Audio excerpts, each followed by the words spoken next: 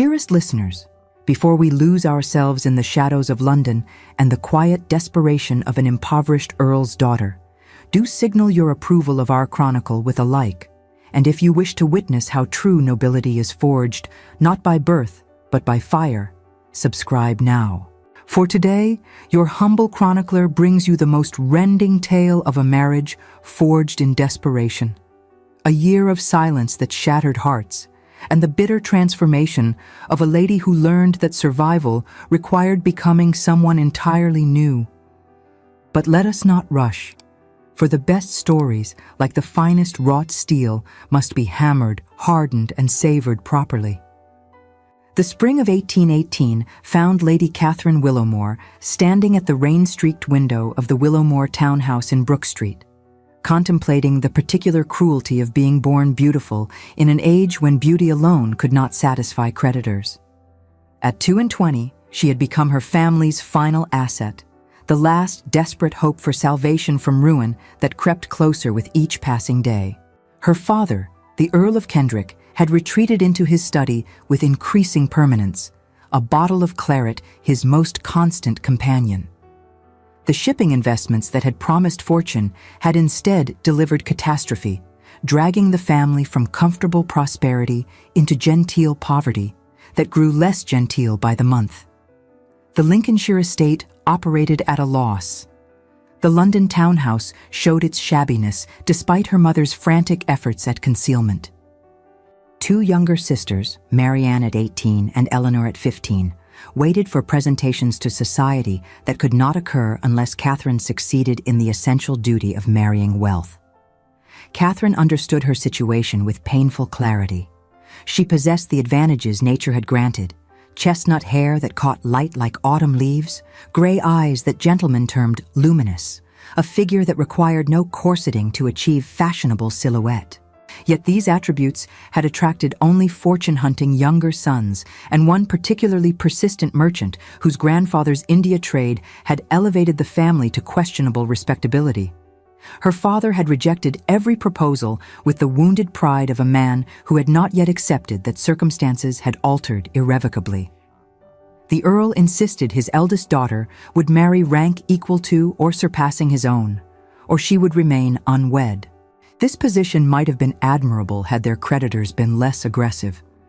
The season stretched ahead like an obligation rather than an opportunity. Catherine would smile until her face ached, dance with gentlemen who knew precisely how desperate her situation had become, and pretend the whispers did not penetrate her carefully maintained composure. Gossip circulated through the tea rooms and gentlemen's clubs with the efficiency of a plague, and the knowledge of the Willowmore collapse was the latest delicacy served in the salons. Her mother entered without knocking, carrying a gown of pale blue muslin that had been turned and retrimmed so many times the fabric had begun to surrender. The Countess of Kendrick laid the garment across Catherine's bed with exaggerated care, treating this pathetic thing as though it were precious. She informed her daughter that they would attend the Marchioness of Hartley's ball that evening, and Catherine would wear this dress with the family sapphires, paste replicas for 3 years now, though her mother maintained the fiction, and she would be pleasant and agreeable without appearing desperate. Catherine merely inclined her head, the final gesture of a queen abdicating. Arguing accomplished nothing save distressing all parties involved.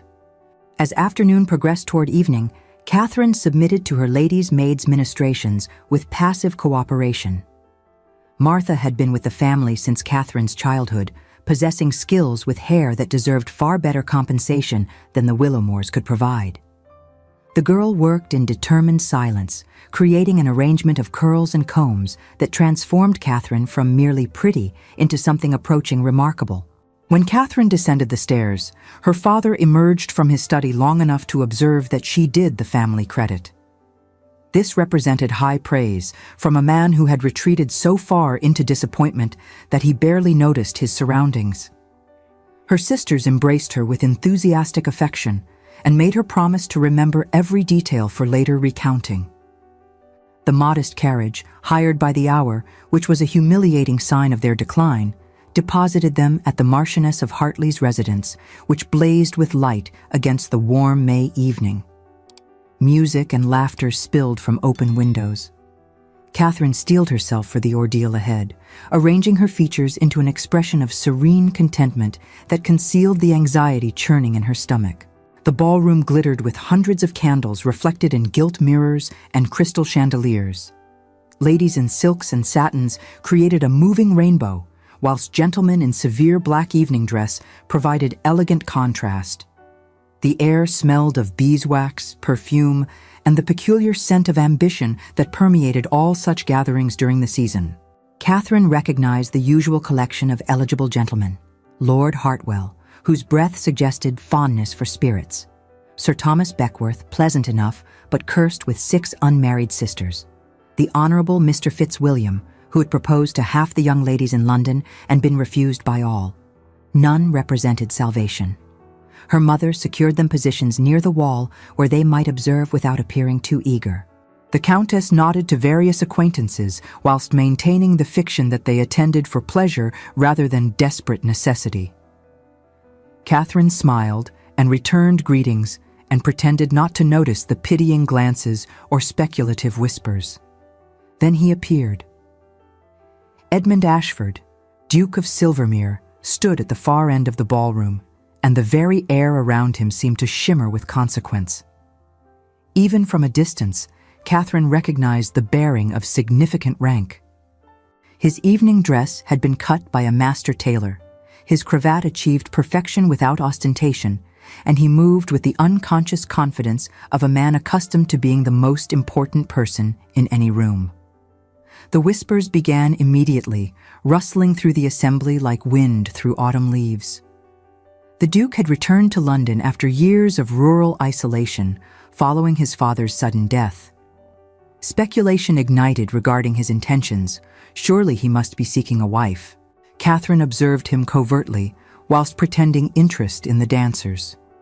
The Duke possessed features that might have been termed severe: strong jaw, prominent cheekbones, a mouth more accustomed to frowning than smiling, yet somehow combined into something approaching handsomeness. His hair showed dark brown with threads of premature gray at the temples.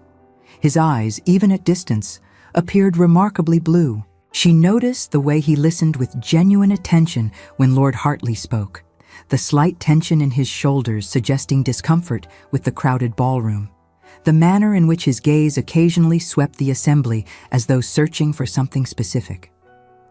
Catherine did not imagine for one moment that such a gentleman would notice her existence. Dukes did not pursue daughters of impoverished earls when they could have their pick of celebrated beauties attached to impressive dowries. She simply appreciated him as one might appreciate a fine painting, something beautiful to admire without expectation of possession. Therefore, when Lord Hartley began progressing through the crowd in her direction with the Duke at his side, Catherine assumed they moved towards some other destination and prepared to step aside. Lord Hartley stopped directly before her. The Baron executed introductions with the satisfaction of a man facilitating something significant. His words flowed past Catherine in a blur of titles and pleasantries, whilst her mind struggled to comprehend the reality unfolding. The Duke of Silvermere inclined his head with perfect courtesy and requested the honor of her next dance. Her mother made a sound somewhere between a gasp and a sob. Catherine managed to accept with creditable composure despite the sudden acceleration of her heartbeat. Her hand trembled only slightly as she placed it in his offered one. The orchestra had begun a waltz.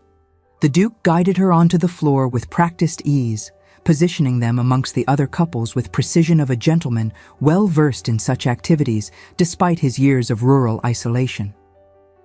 His hand settled at her waist with appropriate delicacy. Her fingers rested on his shoulder.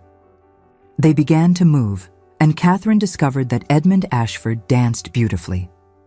Neither spoke initially, adhering to that peculiar convention which held that conversation during a waltz should commence only after the third rotation. Catherine used this interval to study him more closely while striving to maintain proper posture and follow his lead without appearing either too eager or too reserved. Up close, he appeared older than his 32 years. Lines bracketed his mouth and creased the corners of his eyes, marks of either excessive worry or excessive responsibility. Catherine suspected both. His expression remained carefully neutral, revealing nothing of his thoughts or emotions. His hands bore no rings save his signet, and his fingers showed calluses, evidence that he did not fear honest labor, a rarity that suddenly seemed to her the promise of a solid foundation, unlike the luxury her father's dissolution had revealed to be a delusion. When he finally spoke, his voice emerged deeper than she anticipated, with a slight roughness that suggested either recent illness or chronic disuse of social pleasantries. The Duke apologized for his presumption in requesting an introduction without proper intermediaries beyond Lord Hartley. He explained that he had been observing her from across the room and found himself compelled to make her acquaintance through whatever means presented themselves. Catherine responded with something appropriately modest, whilst her mind reeled with implications. A duke did not cross a ballroom to secure introduction to an unremarkable young lady unless motivated by genuine interest. Yet what could possibly interest such a gentleman about her? Her family possessed nothing he could want. Her dowry consisted of paste jewelry and mounting debts. Her connections, whilst respectable, offered no particular advantage to a man of his standing.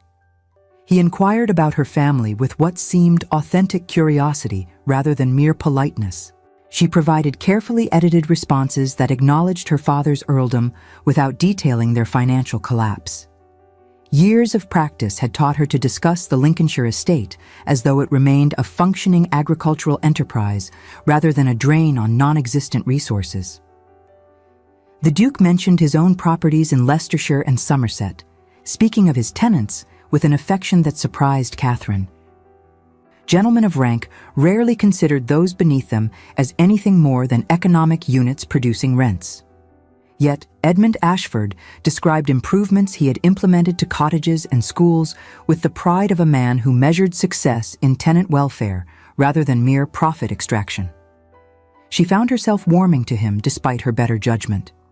The Duke possessed none of the practiced charm that characterized most gentlemen pursuing matrimony. Instead, he offered something more valuable and infinitely rarer: sincerity.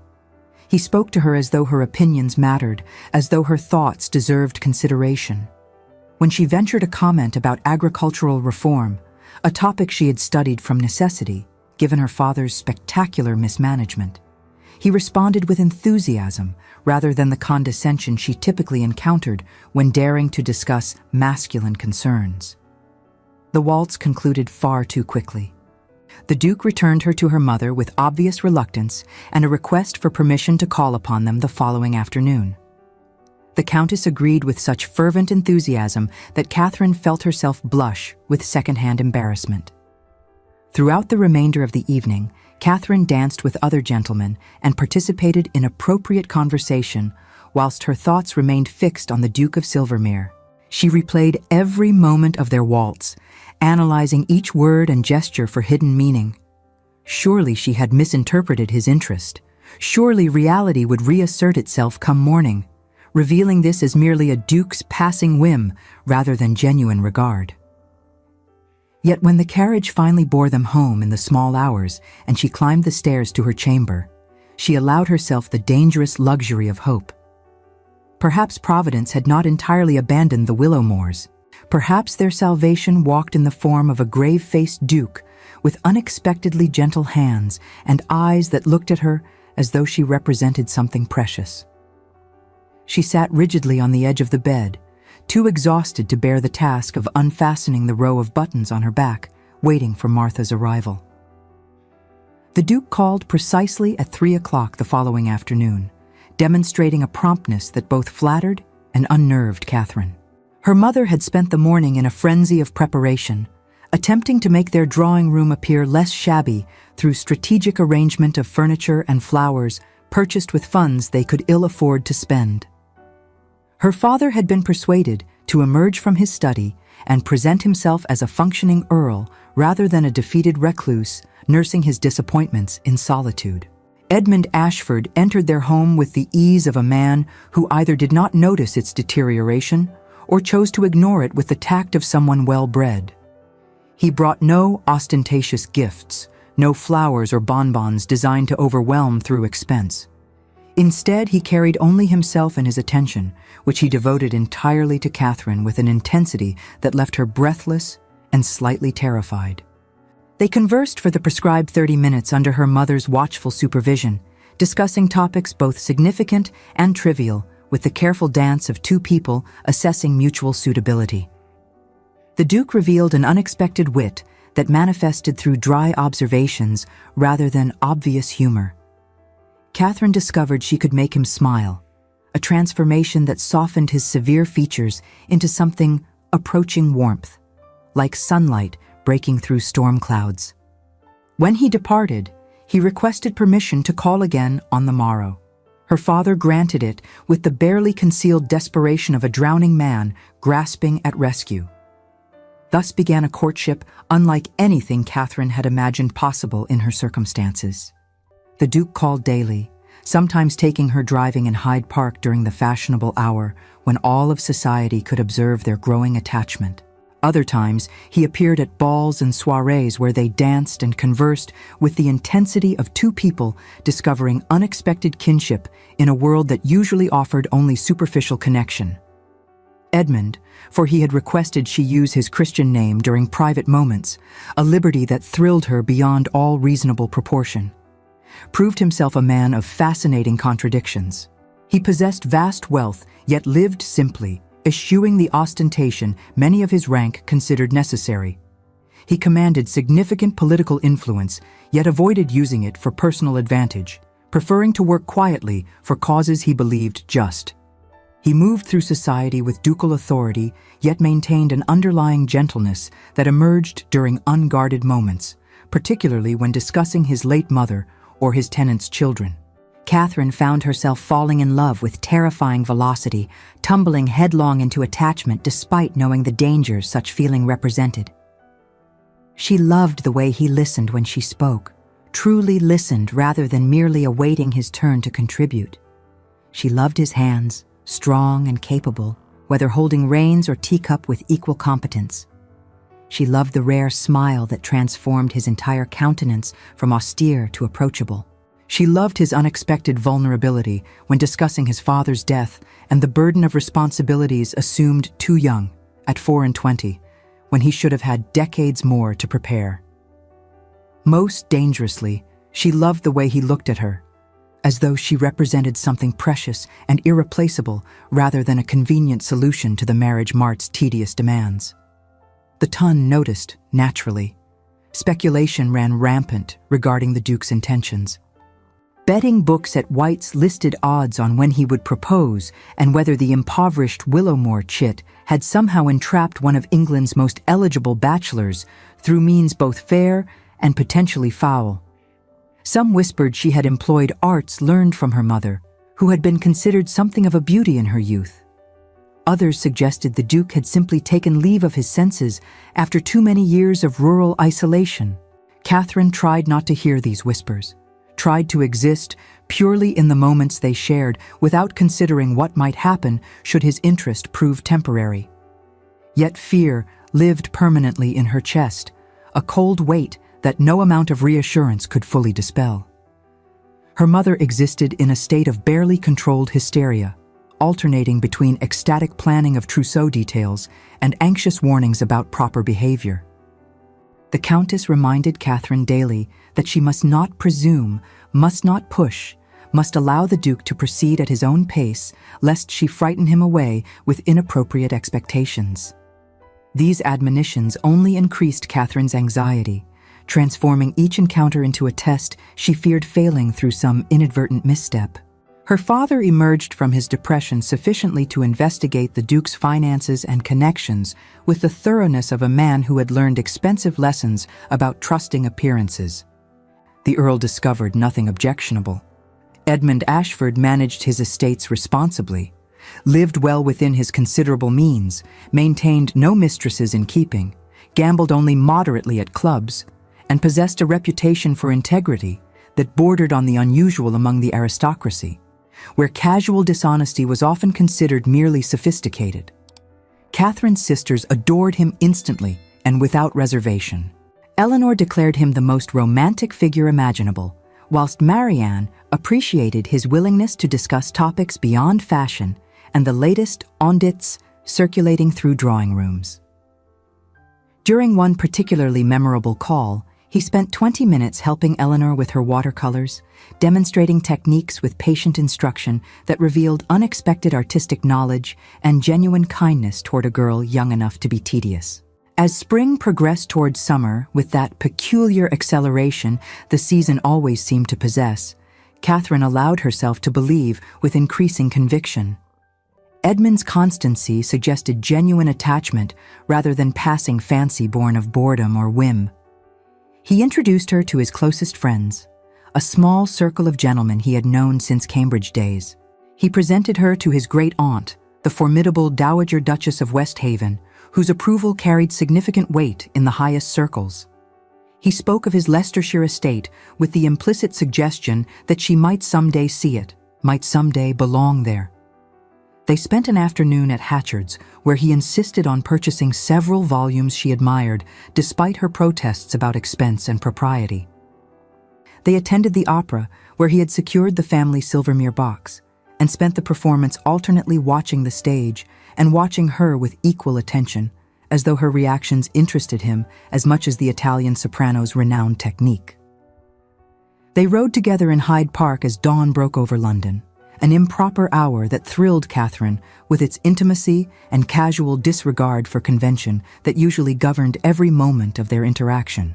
During one of these dawn rides, when morning mist still clung to the Serpentine and no other riders had yet appeared to observe and report their activities, Edmund reined his horse beside hers and spoke with uncharacteristic hesitation. He told her that he had not expected to find what he had found in her. He confessed that he had come to London reluctantly, driven by his aunt's insistence and vague sense of duty rather than any genuine desire to rejoin society he had abandoned. He admitted that meeting her had changed something fundamental in his understanding of what his life might become, had opened possibilities he had thought closed to him permanently after his father's death, had transformed him from carefree young man into duke burdened with enormous responsibilities.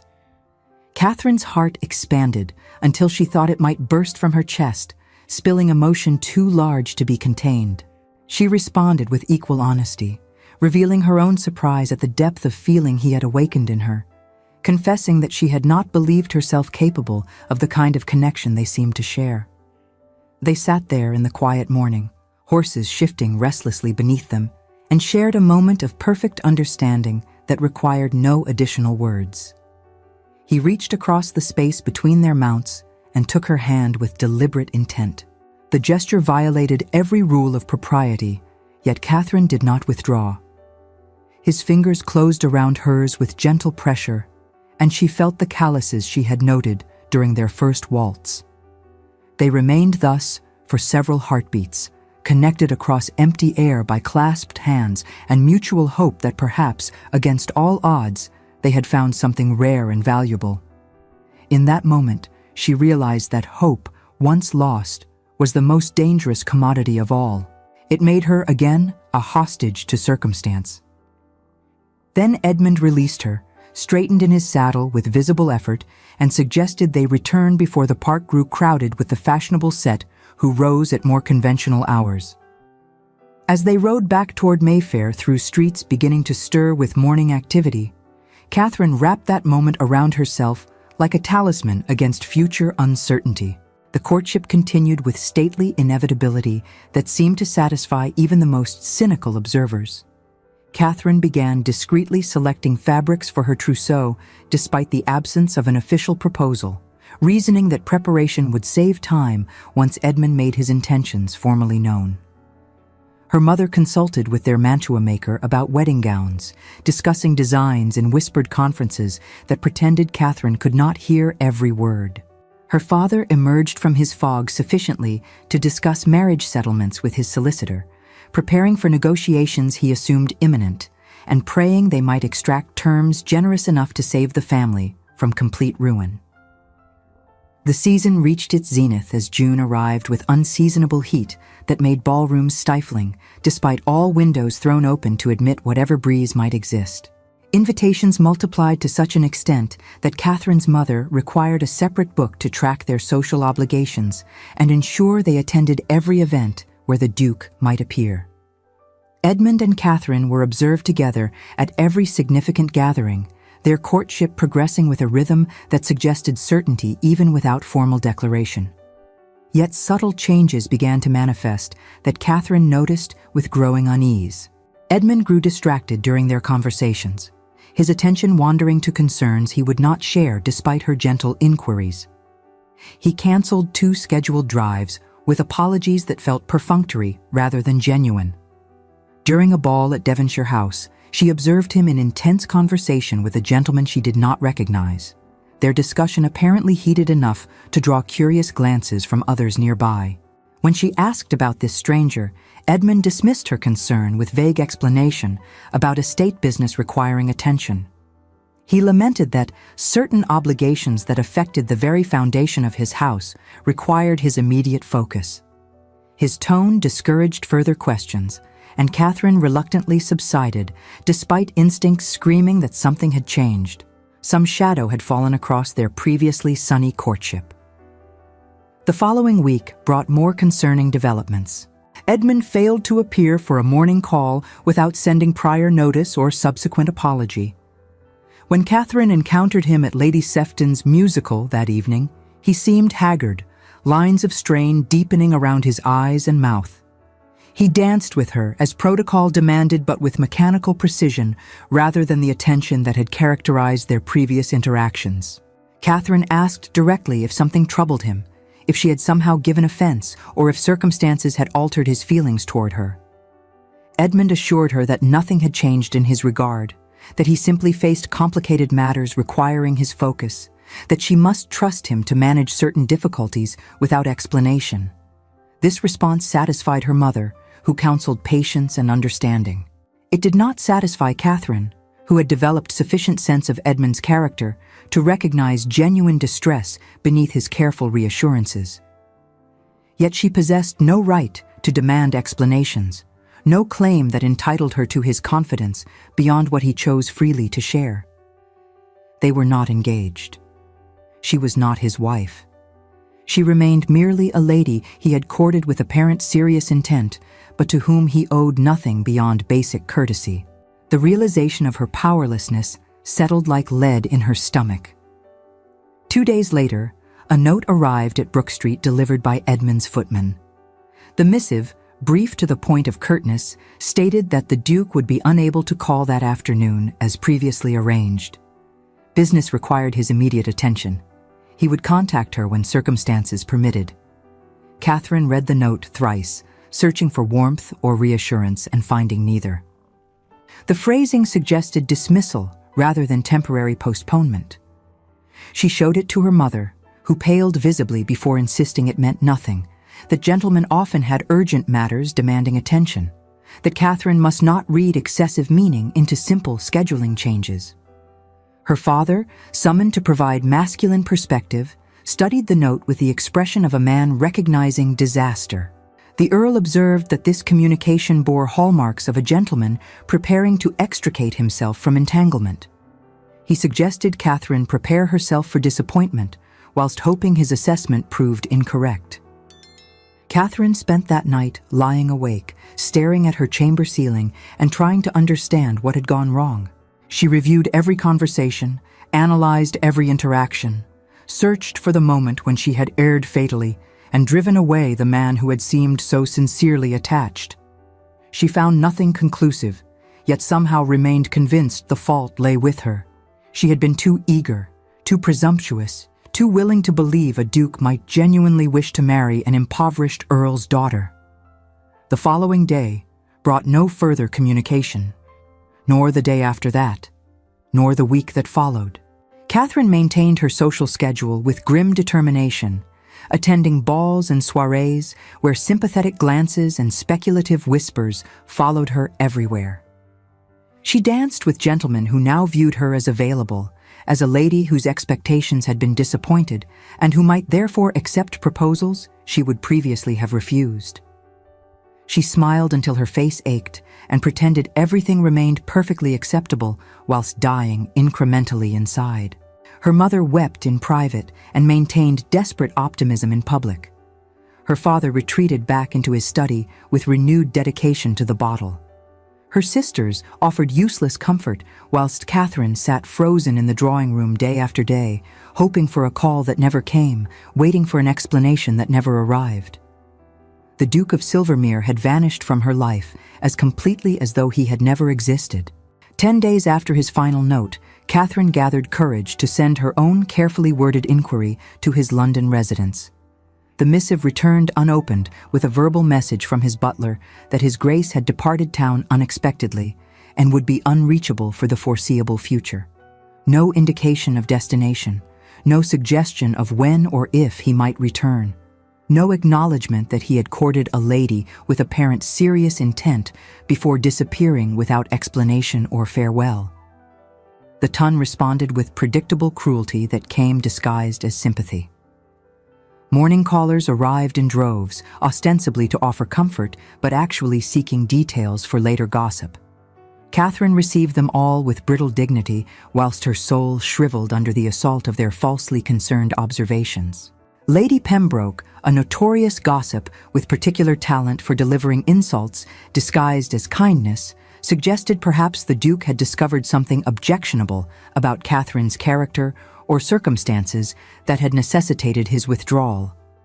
Mrs. Hartwell wondered aloud whether Catherine had presumed too much, pushed too hard with inappropriate expectations, frightened away a gentleman who valued his freedom. Lord Marchmount's elderly mother observed that dukes rarely married significantly beneath their station, regardless of temporary infatuation, that Catherine should have known better than to encourage hopes that could never reach fruition. Each comment landed like a physical blow.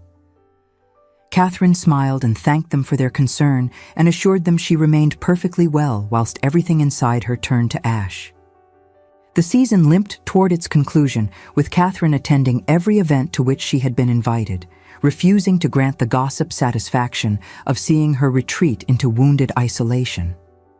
She danced with gentlemen who pitied her. She conversed with ladies who whispered about her the moment she turned away. She endured her mother's thinly disguised despair, her father's renewed collapse, her sister's confused sympathy. In August, when the Tun dispersed to their country estates to escape London's oppressive heat, the Willowmores retreated to Lincolnshire with their humiliation intact and their financial situation more desperate than ever. Without the expected ducal alliance, their creditors grew aggressive. Final demands arrived with increasing frequency. The townhouse would need to be let to generate income they desperately required.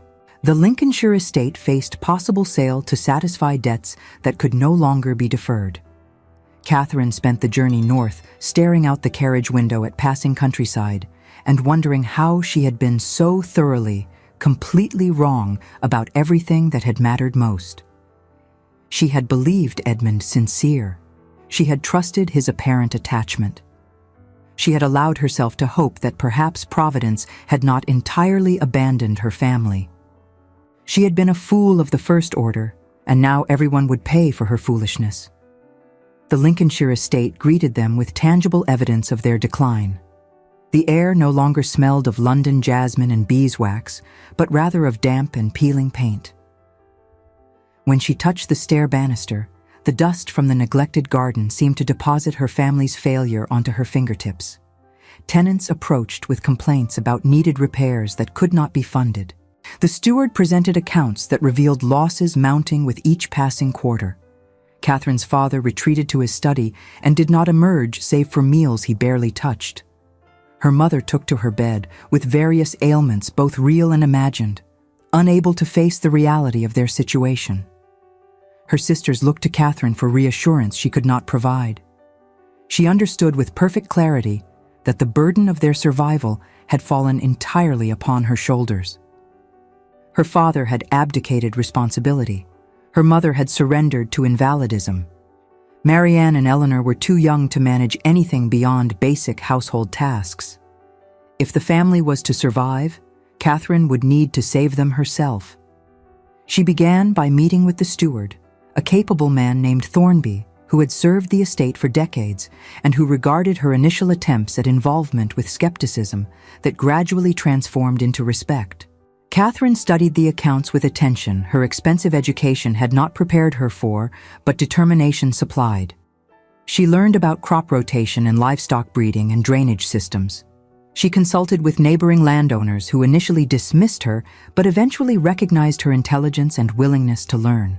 She discovered she possessed aptitude for practical management that years of preparation for matrimonial market had left entirely undeveloped.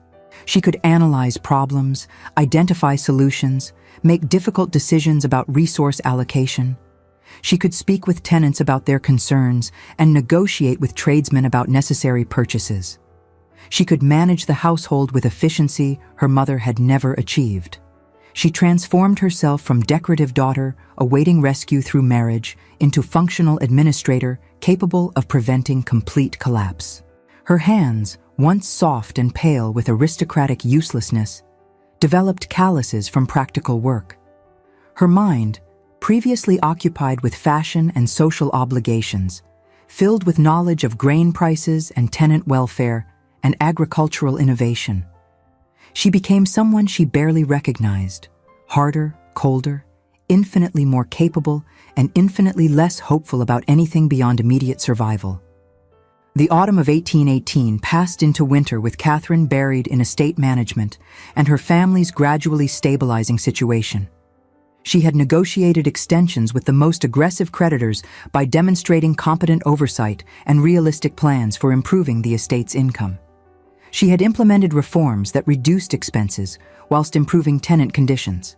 Happier tenants worked harder and paid rents more reliably. She had discovered she possessed talent for the practical work of stewardship that her expensive education had never acknowledged might prove necessary. By Christmas, they had achieved precarious stability. The immediate threat of complete ruin had receded, though they remained far from secure. Catherine continued her work with systematic determination, finding some measure of satisfaction in accomplishment, even as the emotional devastation of Edmund's abandonment continued to poison her thoughts during unguarded moments. She received one letter from him during those months. It arrived in October, delivered by private courier rather than regular post, a detail that suggested he wished to avoid potential interception. The missive was brief to the point of cruelty. He apologized for his sudden departure, stated that circumstances beyond his control had required his absence, assured her that his regard for her remained undiminished despite appearances, and begged her forbearance whilst matters resolved themselves. Catherine read the letter once with hands that trembled despite her best efforts at composure. Then she carried it to the library fireplace and fed it to the flames. She did not reply, not out of mere resentment, but from a calculated coldness she had learned to value. Words would not save her family. Only actions, and his had been insufficient. Winter gave way to spring, with Catherine continuing her work and gradually accepting that her life would follow a trajectory entirely different from what she had imagined. She would not marry. She would remain at the Lincolnshire estate, managing affairs her father could not. She would ensure her sisters received modest presentations to local society rather than London seasons, hoping they might secure decent marriages to country gentlemen. She would live quietly, usefully, and without the dangerous vulnerability that love required. She had learned her lesson thoroughly. Hope was a luxury she could no longer afford. In April, her sister Marianne became engaged to Thomas Fairfax, the second son of a prosperous squire whose family estate bordered theirs. The match lacked the brilliance Marianne might have achieved had circumstances differed, but Thomas was kind and genuinely attached, and Marianne seemed content with a future that promised affection, if not grandeur. Catherine attended their modest wedding in May with genuine happiness for her sister, tempered by awareness of how different things might have been had Edmund kept his implicit promises. Summer arrived with Catherine settling into routines that had become comfortable through repetition. She rose early to meet with Thornby about estate business, She spent mornings reviewing accounts and correspondence. Afternoons she devoted to tenant visits or household management. Evenings she spent with her family, reading aloud or playing cards, maintaining some semblance of normal family life despite their reduced circumstances. She rarely thought about London anymore. She certainly never thought about the Duke of Silvermere. That, at least, was the fiction she maintained even to herself. In truth, Edmund haunted her thoughts during unguarded moments, when she passed the spot in the garden where she had first received flowers he sent, when she heard music that reminded her of their waltzes, when she encountered anything beautiful that made her wish instinctively to share it with someone who had proven himself unworthy of such sharing. She hated him for what he had done to her. She hated herself more for being unable to stop loving him despite everything. By autumn, Catherine had achieved something approaching peace, if not happiness. Her father's health had declined precipitously. Years of drinking had extracted their inevitable toll. The Earl spent most days in his chamber, cared for by servants, and visited briefly by family members who could do nothing to arrest his deterioration. In February of 1819, he died quietly in his sleep, his liver finally surrendering to decades of abuse. Catherine organized the funeral with efficient competence that had become her characteristic mode. When the physician pronounced the Earl deceased, Catherine's only immediate thought was the cold awareness that the title passed to a distant cousin. She immediately concentrated on inventorying the study to ensure nothing valuable was neglected in the transition. She accepted condolences from neighbors who had watched the family's decline with varying degrees of sympathy. She assumed her father's remaining responsibilities with the grim awareness that she had been functioning as de facto Earl for months already. The title passed to a distant cousin who showed no interest in claiming the encumbered estate. Catherine continued managing affairs with the cousin's tacit permission, grateful he did not interfere, whilst she worked to improve circumstances sufficiently that her mother and Eleanor might live comfortably. By the time autumn arrived again, marking a full year since Edmund's disappearance from her life, Catherine had transformed into someone new. She had learned to live without hope, without expectation, without the dangerous vulnerability that attachment required. She managed the estate competently, cared for her family adequately, and felt nothing much at all beyond distant satisfaction of meeting obligations. She was 23 years old and felt ancient. When the letter arrived in late November from Lady Westhaven, the Duke of Silvermere's great-aunt, whom Catherine had met briefly during that disastrous season, requesting her presence in London for the winter, Catherine's initial instinct was immediate refusal. She had no desire to return to the site of her humiliation, no interest in subjecting herself to renewed speculation and gossip. London represented everything painful she had successfully put behind her. Yet the offer included substantial financial inducement that could not be easily dismissed. Lady Westhaven proposed compensating Catherine generously for her time and trouble, framing it as payment for companionship during the winter months. The sum mentioned would complete the settling of her father's remaining debts and provide modest dowries for Eleanor's eventual presentation. The Dowager Duchess offered residence in her Berkeley Square home and assured invitations to all significant events. Catherine recognized charity disguised as employment, yet pride could not triumph over practicality when her family's welfare hung in balance. She accepted with the cold calculation of someone who no longer allowed emotion to dictate decisions. She arrived in London in mid-January of 1820 to discover the Dowager Duchess's true motivation. Lady Westhaven wanted intelligence regarding her great-nephew's activities, and she wanted Catherine specifically to provide it. The Duke of Silvermere had returned to London the previous week after his mysterious year-long absence.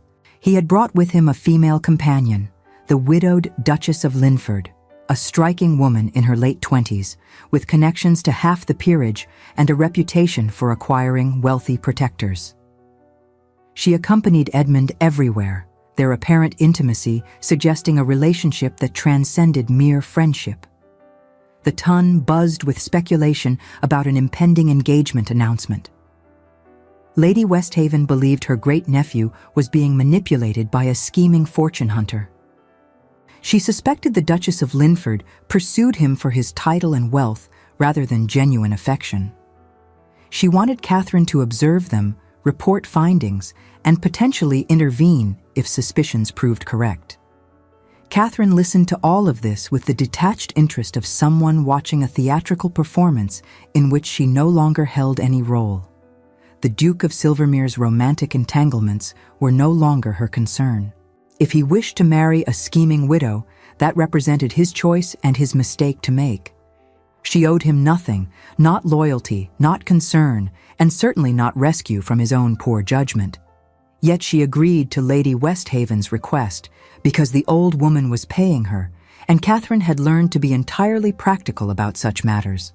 Her first public appearance occurred at the Countess of Ridgeway's ball, an event that traditionally opened the winter season for those who returned to town after Christmas in the country. Catherine dressed with deliberate care in a gown of deep burgundy silk that Lady Westhaven had insisted on purchasing, far finer than anything Catherine had worn during her previous season. Her hair had been dressed in a severe style that emphasized her cheekbones and the cool distance that now lived permanently in her gray eyes. She wore no jewelry save her mother's pearl earrings, the one piece they had not been forced to sell. She entered the ballroom on Lady Westhaven's arm and felt every eye in the assembly turn toward them with gratifying speed. Whispers erupted immediately, spreading through the crowd like wildfire through dry grass. Lady Catherine Willowmore had returned to London. The Duke of Silvermere's abandoned sweetheart had emerged from rural exile looking positively transformed, harder, colder, and somehow more striking for it. Catherine scanned the crowd with deliberate slowness, allowing everyone present to observe that she had changed fundamentally from the eager girl who had fled London in disgrace 18 months prior. Then her gaze found him. Edmund stood near the orchestra with the Duchess of Linford clinging to his arm with possessive intimacy. He had changed little in physical appearance, perhaps a few more gray hairs at his temples, a few more lines etched around his eyes, but something essential had altered in his bearing. He looked haunted in a way that transcended mere fatigue, as though the year had extracted costs that went beyond the merely physical. Their eyes met across the crowded ballroom, and Catherine watched recognition and shock flash across his features with savage satisfaction. She saw him straighten as though struck, saw his lips part as though to speak, despite the considerable distance between them. The Duchess of Linford tightened her grip on his arm possessively and said something that drew his attention back to her with visible effort. Catherine held his gaze for precisely 3 deliberate heartbeats, allowing him to see exactly how much she had changed, how little his regard now meant to her. Then she turned away with calculated indifference and allowed Lady Westhaven to introduce her to Lord Howard, a pleasant gentleman seeking dance partners. Throughout the evening, Catherine felt Edmund's attention like a physical weight pressing against her from across the room. She danced with various partners, conversed with old acquaintances who seemed genuinely surprised by her transformation, and maintained perfect composure whilst her former suitor watched from his position beside the Duchess with increasing desperation that she noted with grim pleasure. She did not speak to him.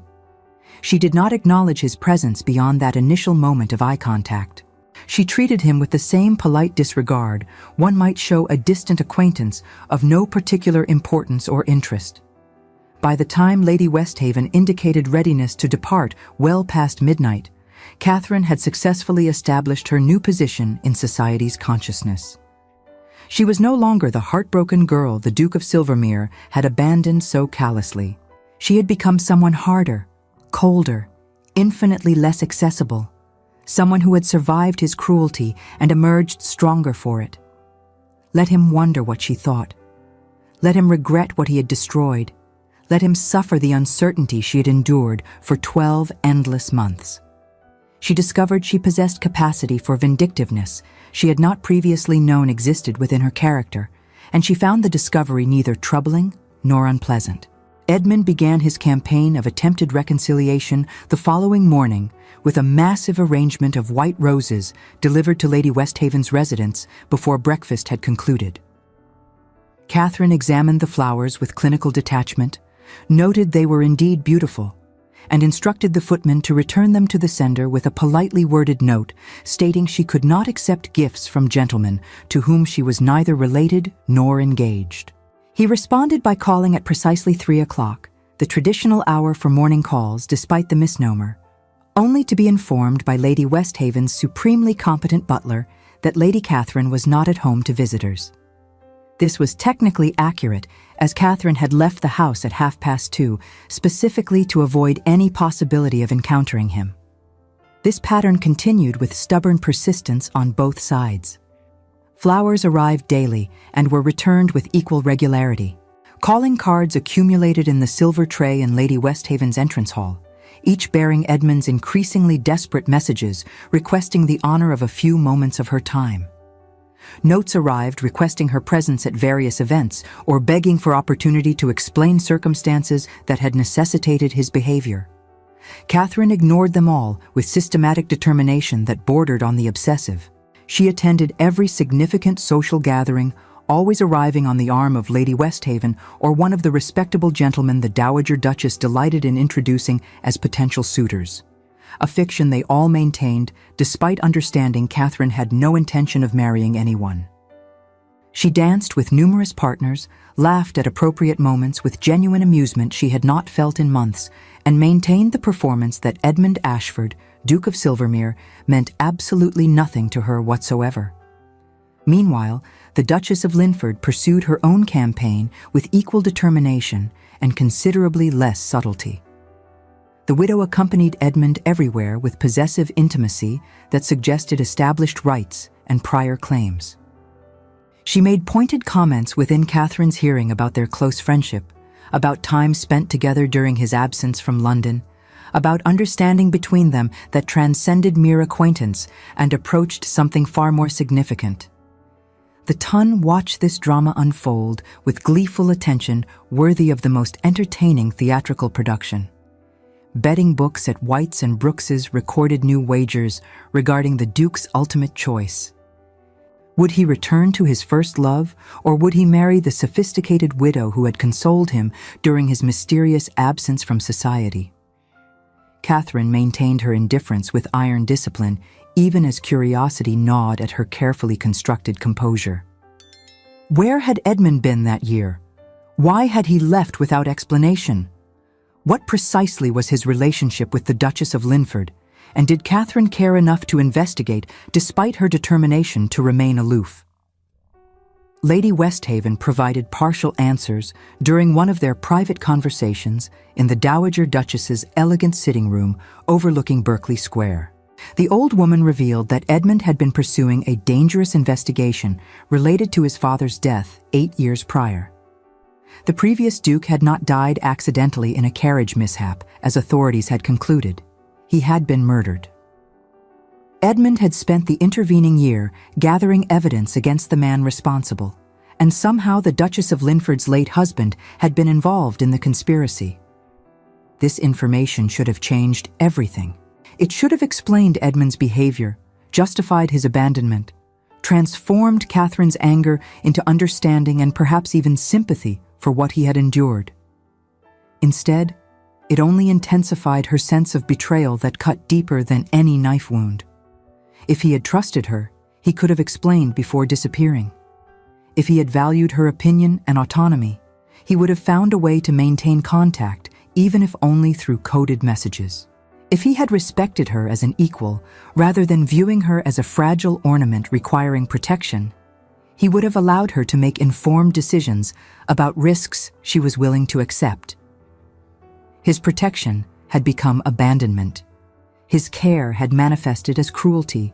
His good intentions had devastated her life as thoroughly as deliberate malice might have done. She told Lady Westhaven as much during that conversation, her voice flat with the absence of emotion that characterized all her current interactions. The old woman studied her with shrewd eyes that had witnessed 8 decades of human foolishness and observed that forgiveness required courage Catherine might no longer possess. Perhaps Edmund's greatest crime had been teaching her to protect herself too effectively, building walls so high and thick that genuine connection could no longer penetrate them. Catherine did not dispute this assessment because it was entirely accurate.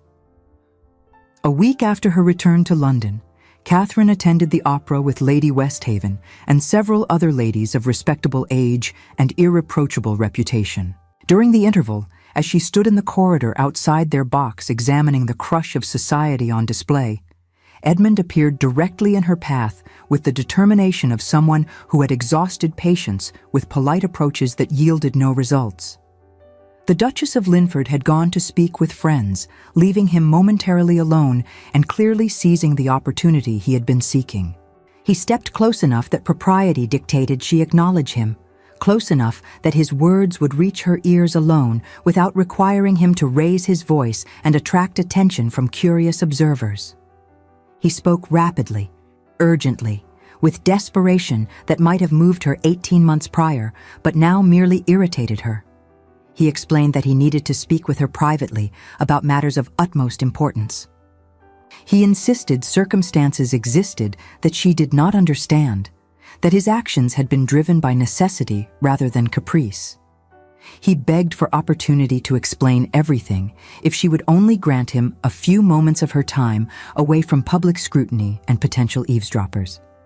Catherine listened to his plea with the expression of someone hearing moderately interesting information about a topic of limited personal relevance. When he finally fell silent, awaiting her response with visible anxiety, she informed him with glacial precision that his explanations arrived approximately 12 months too late to be of any conceivable use or interest. She suggested he return his attention to the Duchess of Linford, for she herself no longer had time for ghosts of the past. She walked away before he could respond, her hands trembling only slightly with the effort of maintaining composure when every instinct screamed to either strike him or collapse into tears. She did neither, returning to Lady Westhaven's box with her dignity intact and her heart racing with emotions she refused to examine too closely. The Dowager Duchess caught her arm once they had regained privacy and squeezed with surprising strength for a woman of her advanced years. She murmured that Catherine had done well, that Edmund deserved to suffer for his mistakes, but that suffering alone would not resolve anything between them. Eventually, Catherine would need to decide whether she possessed capacity to forgive or whether she would spend her life defined by what he had done to her rather than by who she chose to become, despite it. Catherine had no answer to this because she genuinely did not know which option represented truth. The season progressed with agonizing slowness, punctuated by increasingly uncomfortable encounters. Edmund abandoned subtlety in favor of direct confrontation wherever and whenever opportunity presented itself. He appeared at events she attended, despite the Duchess of Linford's obvious displeasure. He engineered situations that required interaction through manipulation of mutual acquaintances. He refused to accept her continued dismissal with the stubborn persistence of someone who had decided patience had failed and more aggressive tactics were required. Catherine continued her performance of indifference even as the strain of maintaining it exhausted her reserves. She attended every ball, every musical, every garden party to which invitations arrived. She danced with numerous gentlemen, including several who made their interest in potential courtship embarrassingly clear. She received proposals from a viscount with a pleasant estate in Kent, a baron with political aspirations, and a wealthy merchant's son who offered genuine affection, if not illustrious title. She refused them all with polite firmness because some wounds cut too deep to heal quickly enough for remarriage to represent anything beyond desperate escape from loneliness. Meanwhile, the Duchess of Linford responded to Edmund's pursuit of Catherine by increasing her own possessiveness to levels that bordered on theatrical. She created scenes designed to establish her prior claim and suggest existing understanding between them. During one particularly uncomfortable evening at Lady Sefton's musical, the widow cornered Catherine in the ladies' retiring room, whilst other women pretended not to listen with rapt attention to every word. The Duchess informed her with icy precision that Edmund and she shared an understanding forged during months of close companionship whilst pursuing justice for their respective losses. She suggested that Catherine's reappearance represented an unwelcome complication to plans already in motion toward inevitable conclusion. She advised Catherine with false concern to accept one of her other suitors and stop interfering in matters that no longer concerned her and had never truly involved her in the first place. Catherine responded with matching coldness that she had no interest whatsoever in the Duke of Silvermere's romantic entanglements, current or future. If he and the Duchess of Linford had reached an understanding, she wished them every happiness their union might provide. Her own presence in London had nothing to do with Edmund, and everything to do with Lady Westhaven's generous sponsorship and her own need for temporary change of scene after the isolation of rural Lincolnshire. She finished with cool conviction. "My presence concerns not Lord Silvermere, but my own need, paid for and hard-won, to be here. The past is yours, Duchess. My future is mine." The Duchess departed looking unsatisfied with this response, clearly having hoped to provoke more dramatic reaction. Catherine returned to the music room feeling oddly hollow, as though the confrontation had drained something essential from her already depleted reserves. That night, alone in her chamber at Lady Westhaven's residence, with only moonlight and silence for company, Catherine allowed herself to confront truth she had been avoiding with dedicated effort. She still loved Edmund Ashford despite everything. Despite the pain and humiliation and year of deliberate emotional death, some treacherous part of her heart remained attached to the man who had destroyed her capacity for trust. This realization did not soften her resolve or weaken her defenses. If anything, it strengthened her determination to protect herself at all costs. Love that had caused such devastation once would certainly do so again if given any opportunity. She would not make that mistake twice, regardless of what explanations he offered or how genuine his current remorse might appear. Yet neither could she maintain her current performance indefinitely without cost to her own well-being. The strain of constant vigilance exhausted her.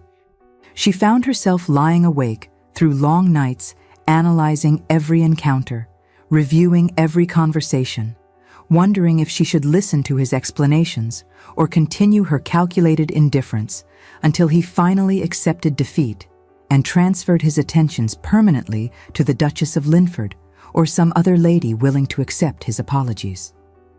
Lady Westhaven observed her deteriorating composure with growing concern that manifested in increasingly pointed comments. Finally, one morning over breakfast in the sunny morning room, the Dowager Duchess set down her teacup with decisive firmness that indicated important pronouncement forthcoming.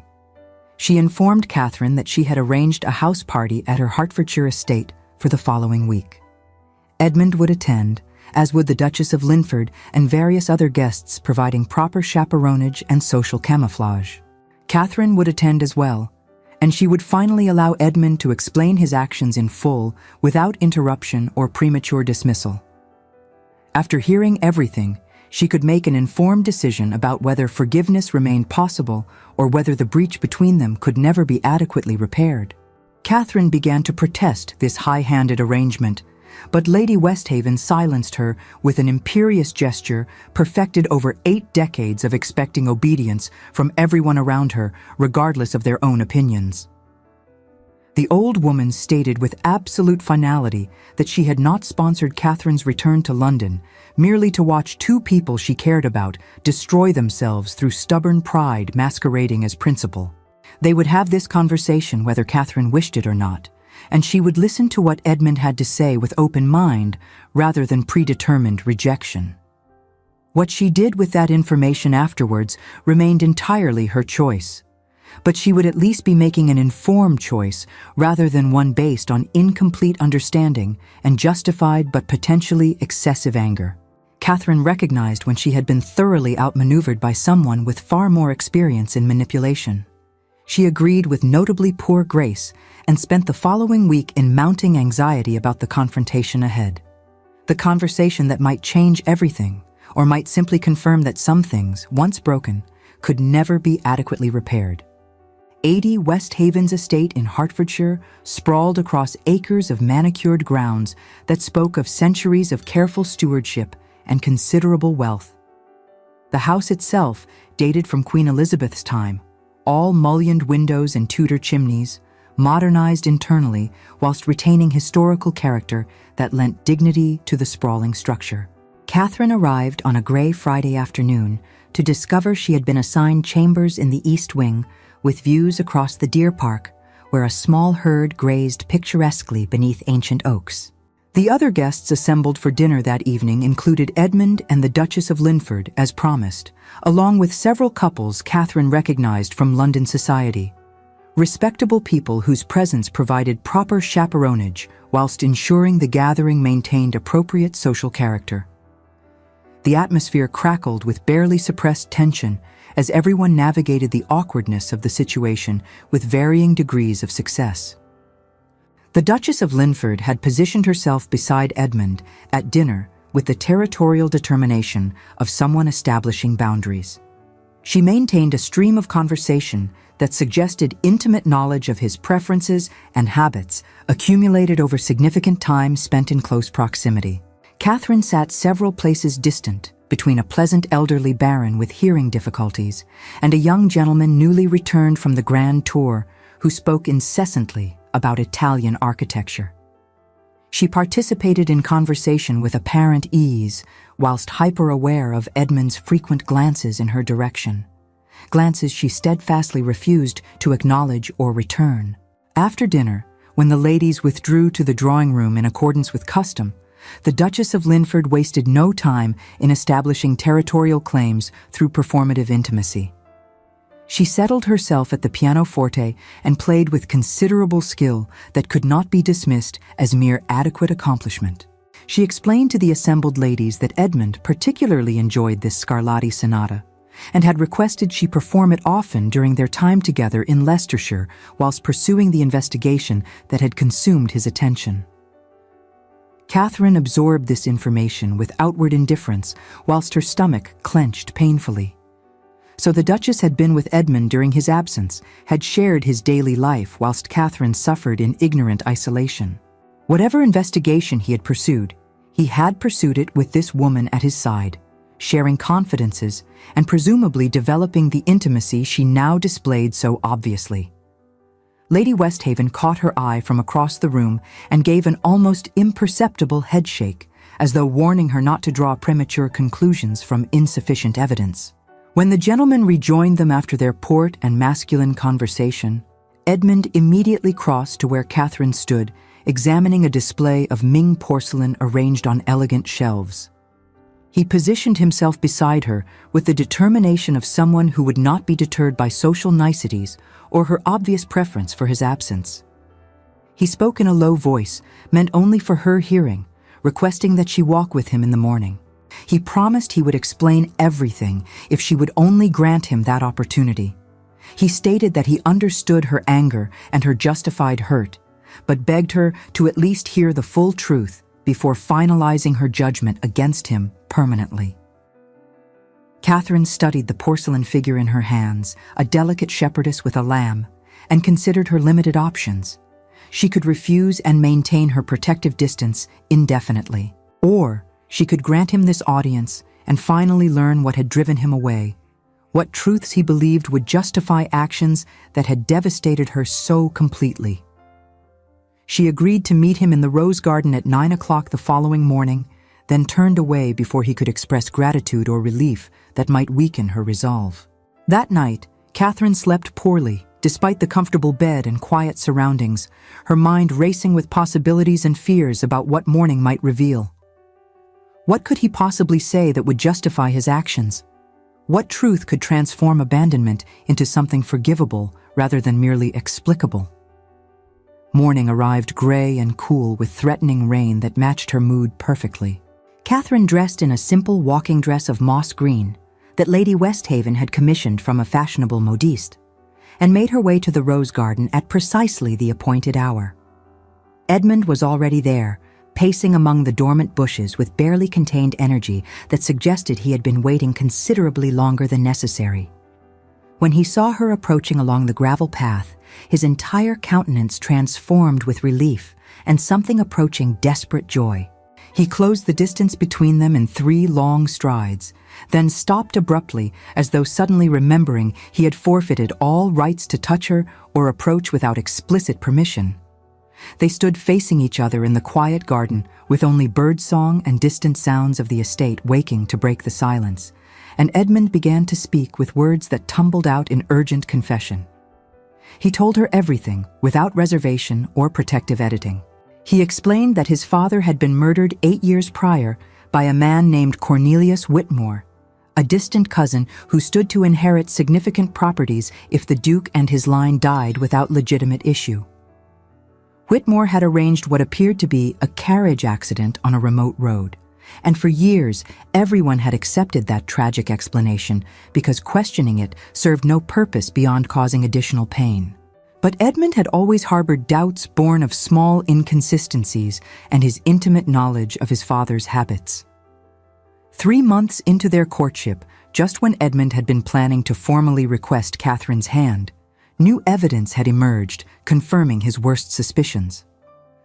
The Duchess of Linford's late husband had been Whitmore's closest associate and had possessed documents proving the conspiracy. When the previous Duke of Linford died suddenly, possibly murdered by Whitmore to prevent his confession or blackmail, those incriminating papers had passed to his widow. She had contacted Edmund with her suspicions and offer of alliance. Together, they had spent the year gathering evidence sufficient to bring Whitmore to justice through legal channels rather than merely private revenge. Edmund explained with visible distress that he had left London without explanation because Whitmore had discovered their courtship and had sent explicit threats. The villain had made clear through intermediaries that anyone Edmund cared about would become a target for elimination. Edmund had made the agonizing decision to disappear from Catherine's life completely, reasoning that if Whitmore believed the attachment severed, Catherine would remain safe from the danger Edmund's pursuit of justice had created. The Duchess of Linford had assisted him because she wanted justice for her husband's death and had her own reasons for seeing Whitmore convicted. Their apparent intimacy throughout the investigation and subsequent return to London was entirely fabricated performance designed to convince society, and therefore Whitmore's numerous spies, that Edmund had moved on from his previous attachment completely. In reality, the widow was desperately in love with a solicitor of modest means who had assisted with the legal aspects of their case. She planned to marry him once Whitmore was convicted, and she no longer needed to maintain aristocratic pretenses for investigative purposes. Edmund spoke for nearly an hour, whilst Catherine stood motionless, listening without interruption as he laid bare every detail. He showed her letters, documents, sworn statements from witnesses, evidence that supported his claims and demonstrated the genuine danger Whitmore had represented. He explained that Whitmore had been arrested 3 weeks prior based on the evidence they had painstakingly gathered. The villain currently awaited trial that would likely conclude in conviction and execution for murder and conspiracy. He confessed that he had written to her during those months, but had kept his communication brief and uninformative, fearing that detailed letters might be intercepted and either endanger her or provide Whitmore with information about the investigation's progress. He admitted that he should have found better ways to maintain contact, to explain his situation more fully, but at the time he had believed complete separation represented her best protection from danger he had inadvertently created. He told her that not a single day had passed without thinking of her, without regretting the pain his necessary choices had caused, without hoping that someday he might earn her forgiveness and the opportunity to resume what they had begun. When he finally fell silent, awaiting her response with visible anxiety that bordered on terror, Catherine stood frozen whilst her mind struggled to process everything she had heard. His story explained everything and changed everything, and yet somehow changed nothing that truly mattered. She asked the question that burned in her chest. Why had he not trusted her enough to confide in her initially? Why had he not allowed her to make her own informed choices about risks she was willing to accept? Why had he decided unilaterally what was best for her, rather than treating her as an equal partner, capable of understanding danger and choosing whether to face it alongside him, especially after she had proved her competence managing the estate. Edmund had no good answer beyond fear and desperation and protective instincts that had overridden better judgment. He admitted that he had acted paternalistically, that he had prioritized her physical safety over her emotional well-being and autonomy, that he had made terrible mistakes despite honorable intentions. He knew she had changed and that the girl he left behind would have asked for protection. But the woman who had managed the near ruin of an earldom demanded partnership. Catherine turned away from him and walked to the low stone wall that bordered the garden, overlooking the deer park where morning mist still clung to low-lying areas. She needed distance to think clearly, space to examine her feelings without his desperate blue eyes clouding her judgment and pulling at emotions she had worked so hard to bury. She understood now why he had left. She even understood intellectually that he had been trying to protect her from genuine danger that might have cost her life. But understanding did not automatically confer forgiveness. His choices had devastated her, had transformed her into someone harder and colder, had taught her that love meant vulnerability to unacceptable pain inflicted by those who claimed to care most. Could she forgive him? Did she want to try? Did she possess courage to risk her heart again on a man who had proven capable, despite excellent reasons, of inflicting such profound damage? Edmund remained where she had left him, neither pursuing nor retreating, simply waiting whilst she decided his fate and her own with decision that would shape both their futures permanently. Catherine stood at that wall for long minutes that felt like hours, watching deer graze peacefully in the distance whilst wrestling with the most important choice she would ever make. Love required trust, and Edmund had shattered her trust completely despite his justifications. Yet love also required understanding, and she now understood his motivations even if she could not fully accept his methods. She turned back to face him with decision made, though she was not entirely certain it was the correct one. She informed him that she appreciated his honesty and understood his reasoning. She acknowledged that he had faced an impossible situation with no perfect solutions available. But she also stated with unflinching directness that his protection had felt like abandonment, that his silence had wounded her as deeply as any physical threat Whitmore might have posed, that his unilateral decisions had treated her as a child requiring guardianship rather than an adult capable of assessing risks and making informed choices. She told him she needed time, not days or weeks, but real time to determine whether she possessed capacity to rebuild trust he had destroyed. She could not simply resume their courtship as though the intervening year had not occurred and had not fundamentally transformed them both. She had changed too profoundly, and he needed to understand and accept who she had become rather than assuming she remained the eager girl he had left behind.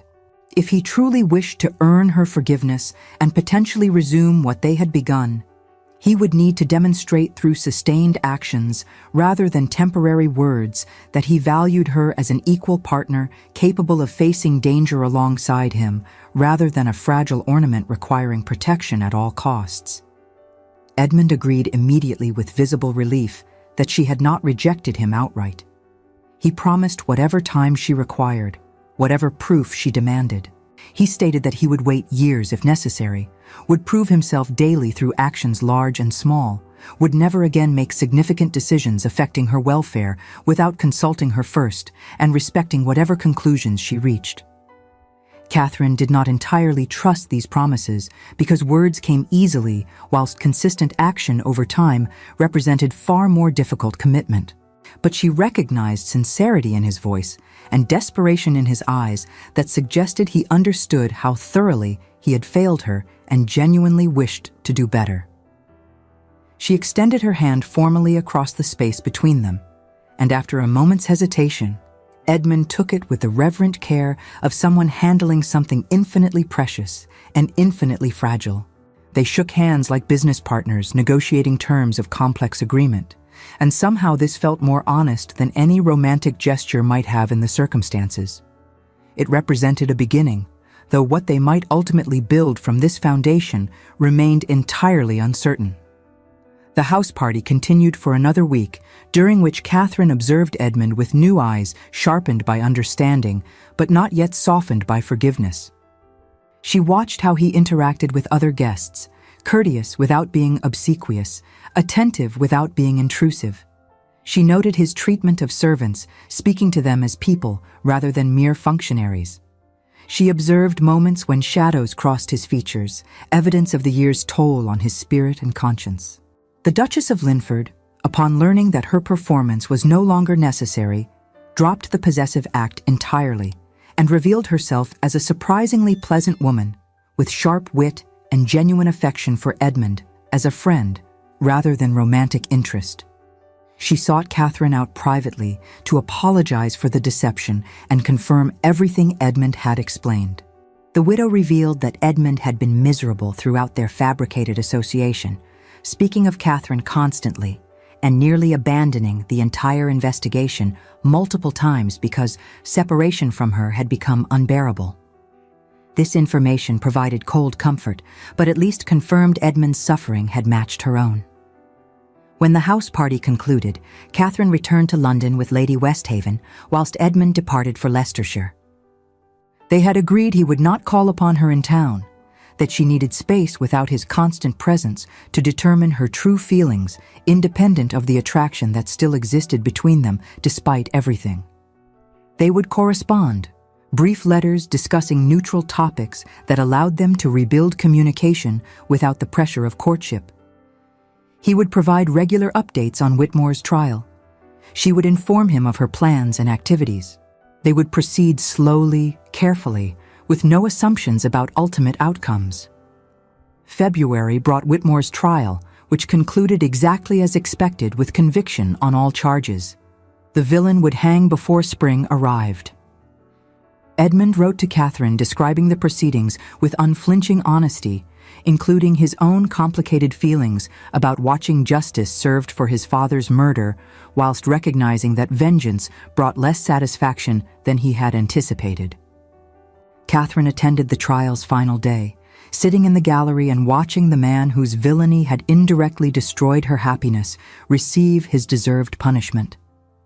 Afterwards, as she and Edmund stood outside the Old Bailey amidst crowds discussing the verdict, he thanked her for coming.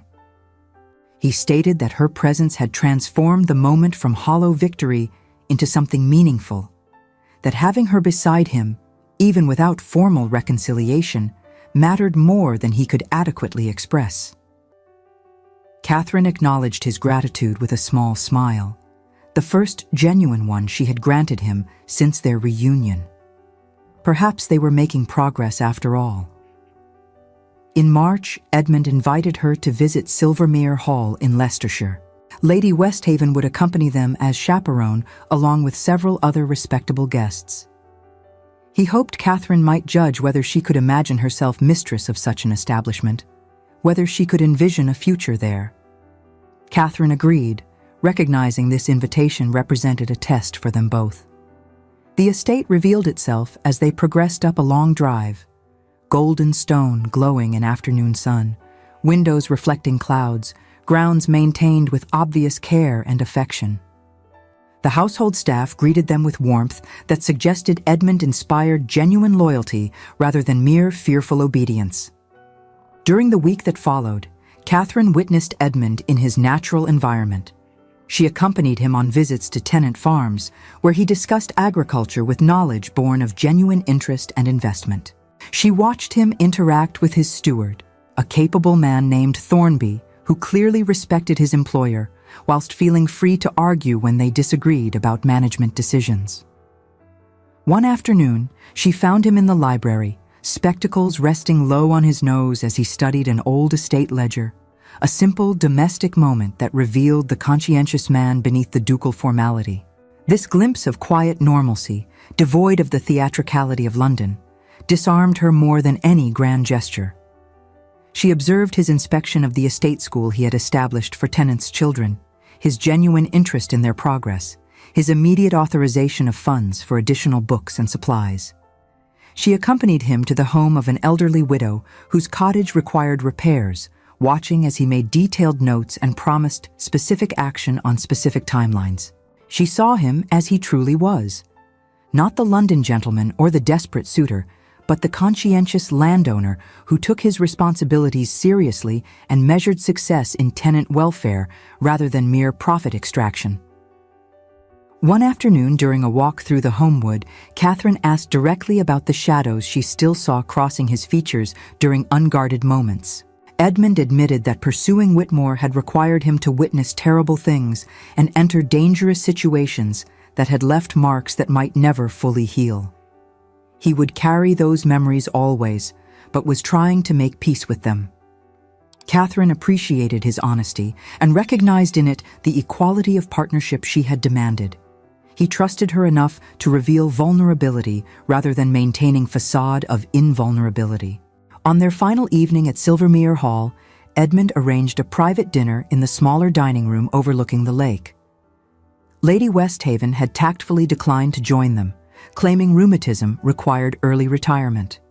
They ate mostly in comfortable silence, then walked in the moonlit garden to a stone bench overlooking still water.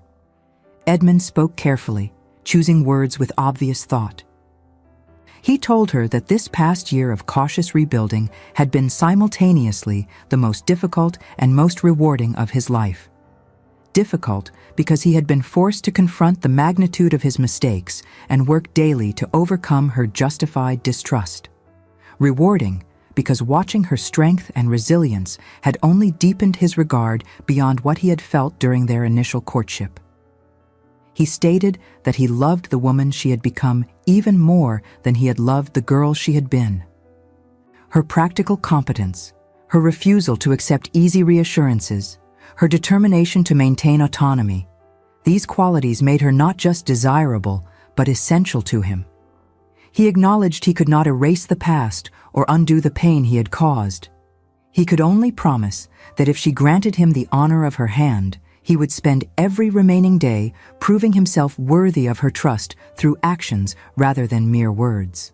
He would never again make important decisions without her input and full participation. He would treat her as the capable partner she had proven herself to be rather than as treasure requiring protection. Edmund withdrew a small velvet box from his pocket and opened it to reveal a ring. Not an ostentatious diamond, but a simpler gold band set with 3 stones, an emerald flanked by pearls. He explained that the emerald had been his mother's, the pearls his grandmother's, and he had combined them into something new, just as he hoped they might create something new together from the broken pieces of their first courtship. He asked if she would marry him. Catherine stared at the ring glowing softly in the moonlight, whilst her heart performed complicated acrobatics in her chest. Every rational part of her mind catalogued reasons for refusal. Yet another part of her, quieter but infinitely more persistent, whispered different truths. Love required courage as well as caution. Forgiveness demanded strength rather than weakness. She realized that she had already made her decision, perhaps weeks ago when he had first explained everything at Lady Westhaven's house party. The intervening time had simply been her heart catching up to what her mind already knew with certainty. She told Edmund yes. His relief manifested as something between a laugh and a sob. He stood and drew her to her feet with trembling hands, then slipped the ring onto her finger with reverent care. It fit perfectly, as though it had been made for her. Edmund asked permission before he kissed her, and she granted it with a smile that felt rusty from disuse, but genuine nonetheless. The first contact was a delicate question, tentative and uncertain. As the kiss deepened, Catherine felt the familiar roughness of his hand at her waist, but this time it was tempered by the hard-won understanding that had been forged in pain.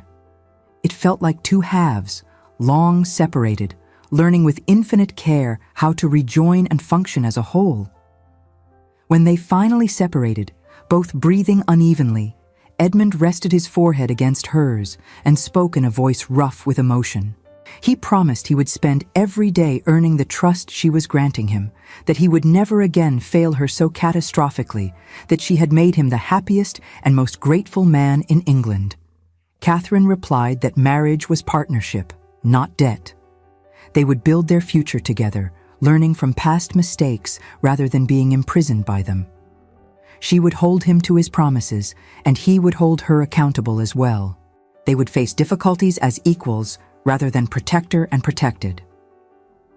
Edmund agreed with fervent conviction, and they sealed this new understanding with another kiss that felt like benediction. The wedding took place in June at the church on the Silvermere estate, a small ceremony attended by family and close friends, rather than the elaborate society spectacle such a match might typically warrant. Catherine had insisted on simplicity, and Edmund had agreed to everything she requested with an eagerness that would have been amusing had it not been so sincere. Marianne and her husband attended from Lincolnshire, along with Eleanor, who had blossomed into a serious young woman with literary aspirations. Lady Westhaven sat in the front pew, looking supremely satisfied with her machinations. The Duchess of Linford attended with her solicitor fiancé. They would wed themselves the following month, and Catherine had promised to attend that ceremony as well. Catherine wore ivory silk trimmed with Brussels lace, her mother's pearls at her throat, and Edmund's ring on her finger. As she walked down the aisle toward where Edmund waited with barely controlled emotion visible on his usually composed features, she felt no doubt, no hesitation, only certainty that she had made the correct choice despite how circuitous and painful their path had been. The vows they exchanged were traditional, but Catherine heard additional promises beneath the formal words. Edmund's voice trembled slightly when he pledged his troth, revealing depths of feeling usually concealed beneath ducal composure. Her own voice remained steady as she made promises she fully intended to keep, having learned that words meant nothing without consistent action to support them. When the vicar pronounced them married, Edmund kissed her with tenderness that suggested reverence as much as passion. Catherine felt tears prick her eyes and did not try to prevent them falling. These were earned tears, honest tears, tears that acknowledged both pain endured and joy reclaimed. They emerged from the church into brilliant sunshine and a shower of flower petals thrown by local children who had been given the afternoon free from their lessons for the celebration. The wedding breakfast featured simple country fare prepared by the Silvermere kitchens, and Catherine found herself enjoying it more than any elaborate London dinner she had attended during those desperate seasons. During the toasts, Edmund stood and spoke briefly, but with obvious sincerity. He thanked everyone for attending, acknowledged his great-aunt's heavy-handed machinations with affectionate exasperation that made Lady Westhaven laugh delightedly, and turned to Catherine.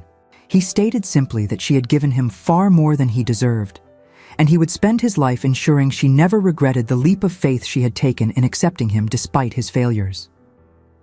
Catherine rose and responded that marriage was partnership between equals, not debt owed by one to another. They would build their future together, stumbling occasionally, but always returning to the foundation of honesty and mutual respect they had established through such difficulty. The past had taught them valuable lessons about communication and trust, lessons that would serve them well if they remembered to apply them consistently. The guests applauded, and Catherine saw more than one lady dabbing at tears whilst gentlemen cleared throats suspiciously. As the celebration continued into evening, Catherine found herself surrounded by well-wishers and genuine happiness that felt almost foreign after so many months of carefully maintained emotional distance. She watched Edmund across the room speaking with Thornby about some estate matter even on his wedding day, and felt her heart expand with affection for this complicated, flawed, ultimately good man who had hurt her terribly, but who had also worked harder than anyone she had ever known to earn her forgiveness. Later, as night fell and guests began departing for accommodations in the village or nearby estates, Edmund found her in the garden, where she had stepped out for fresh air and momentary solitude. He approached quietly and stood beside her in companionable silence, their shoulders barely touching. He asked if she was happy, his voice uncertain in a way that revealed lingering fear that she might still harbor regrets despite everything. Catherine considered the question seriously before answering. She told him that happiness felt both more complicated and more substantial than she had imagined as a girl anticipating her first season. She had learned that it included not just joy, but also struggle overcome, not just passion, but also partnership, not just romance, but also respect hard-won through honest confrontation of failures and consistent effort toward improvement. She was happy, she confirmed. Perhaps not in the simple, uncomplicated way she had once imagined happiness might feel, but in a deeper, more durable way that suggested their foundation could weather future storms because it had been built on reality rather than fantasy. Edmund drew her into his arms with visible relief, and Catherine allowed herself to rest against his chest whilst listening to the steady beat of his heart beneath expensive fabric and complicated emotion. And so another tale of hearts united reaches its blessed conclusion. Love, it seems, finds a way even through the strictest conventions of proper society, even through betrayal and abandonment and pain that seemed insurmountable. For Catherine Willowmore, now Catherine Ashford, Duchess of Silvermere, had learned that the strongest foundations are built not in the easy beginning, but in the difficult middle, when all illusions have shattered and only truth remains. She had learned that forgiveness is not weakness, but the bravest act of all, requiring one to risk again what was once destroyed. And she had learned that the love worth having is not the love that causes no pain, but the love that survives pain and emerges transformed. Harder perhaps, but infinitely more valuable for having been tested in the crucible of real human failing and real human effort toward redemption. Their story would continue through years of partnership, through children born and estates managed and occasional arguments resolved through the honest communication they had learned to value above all else. But on this June evening, as stars emerged above Silvermere Hall and a new duchess stood in her husband's arms, contemplating a future that had seemed impossible 18 months prior, it was enough to know that love had triumphed, not easily, not simply, but completely and with a depth that shallow happiness could never have achieved.